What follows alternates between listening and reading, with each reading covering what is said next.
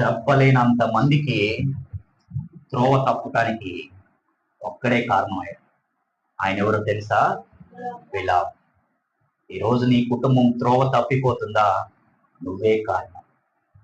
నీ కుటుంబం నరకానికి వెళుతుందా? నువ్వే కారణం. నీ పిల్లలు తాగుబోతుగా మారుతున్నారా? నువ్వే కారణం. తండ్రిగా ఉన్నవాడే నీవే కారణం. నీ పిల్లలు తప్పు మార్గంలో నిలబడుచున్నారా? తల్లిగా ఉన్నావు, నీవే కారణం. ఈరోజు పిల్లలు బట్టి ఎంతో మంది ఏడుస్తున్నారు, కన్నీళ్లు కారుస్తున్నారు, రోదన చేస్తున్నారు. అవునా?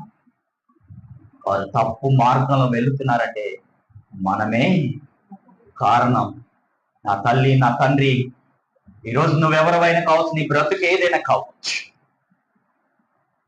ఈరోజు ప్రభు నీకు ఒక గొప్ప జీవితాన్ని అనుభవిస్తున్నాడు.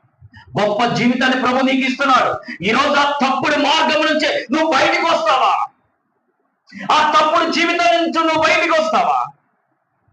ఆ తప్పుడు ఆలోచన నుంచి నువ్వు బయటకు వస్తావా? మన పిల్లలకి నేర్పించేది మన క్రియలే. మన క్రియలే. ప్రభు మన క్రియలను బట్టి తీర్పు తీరబోతున్నాడు.